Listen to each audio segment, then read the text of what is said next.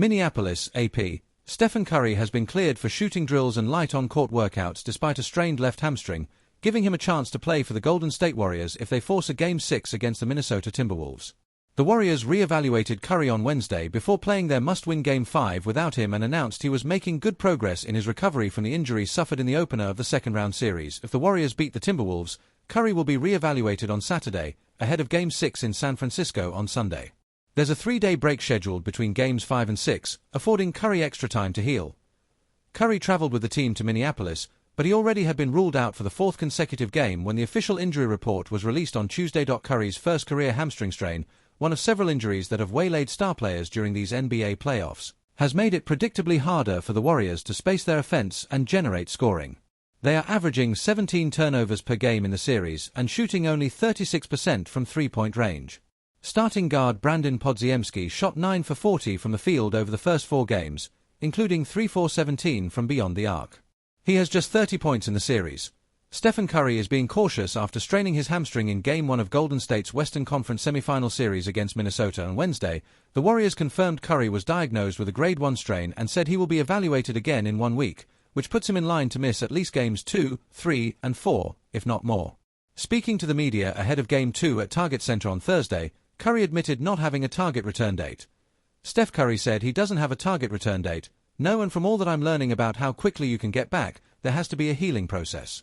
You can't accelerate. This is new, Curry said of the injury. And from all that I'm learning about how quickly you can get back, there has to be a healing process. That's just how your body works, and you can't accelerate it more than what it is telling you. It'll be one of those injuries. After a week, really evaluating every day to kind of understand when it's safe just to even think about playing. Let alone, how much can you push it? With 8:48 remaining in the second quarter, Curry grabbed his left leg and signaled to be subbed out.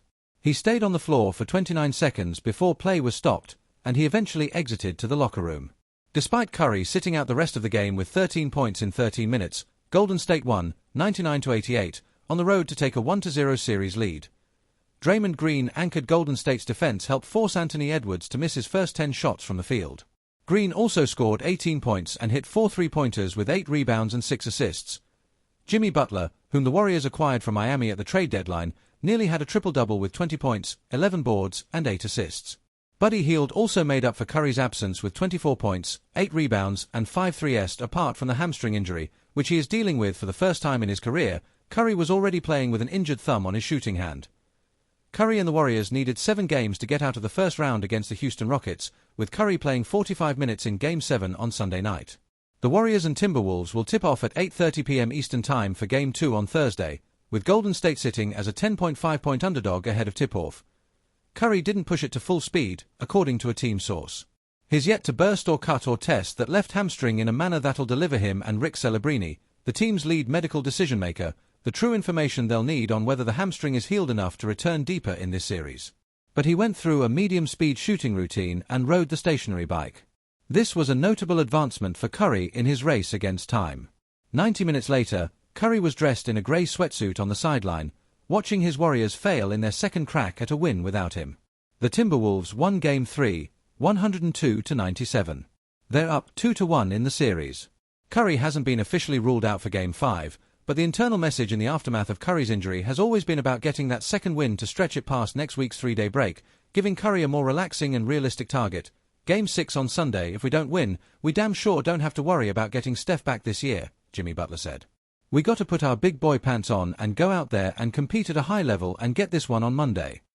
They had a real chance to get it without Curry on Saturday night. Butler, as expected, throttled up the aggressiveness significantly. He played 43 minutes despite aggravating his glute injury and got up 26 shots, 6 more than he'd taken in any previous game with the Warriors and his most field goal attempts since the 28 he took in Game 7 of the 2023 Eastern Conference Finals to will the Miami Heat past the Boston Celtics. Butler finished with 33 points, 7 rebounds, and 7 assists. The Warriors were outscored by 4 points in the 5 minutes he rested. Man, Jimmy was incredible, Steve Kerr said. He really controlled the game for us and put us in a position to win, and we just couldn't close it out. But he was brilliant all night. Butler spent part of his post-game media session after Game 2 sending a convincing message that he could fit on the court with Jonathan Kuminga, despite the small sample late in the regular season that made Kerr hesitant to put them together. Without Curry, Kerr's been forced to rearrange his rotation, and Kuminga's offensive talent has dragged him from out of the picture back to the forefront. The fourth-year forward responded with the best high-leverage game of his life, scoring 30 points on 11 of 18 shooting in 36 bench minutes that didn't even feel like enough, given his two-way impact. Kuminga blocked a Jaden McDaniels dunk, swatted a Mike Conley corner three and pressed both Julius Randle and Anthony Edwards, his two defensive assignments, out to half-court. Beautiful sight to see, Butler said. Like I tell everybody, me and him can thrive together. I know how to space the floor. I can tell him, hey, when I have the ball, you go here and you do this. We talk. We listen to one another. I know that is going to be a huge part of us winning on Monday. Kuminga opened up the defense with an early mid-range jumper and finished 3 of 4 on threes, but his most important offensive damage came in the paint, out in transition and at the rim. He has been aggressive attacking Rudy Gobert and Naz Reid in space this series.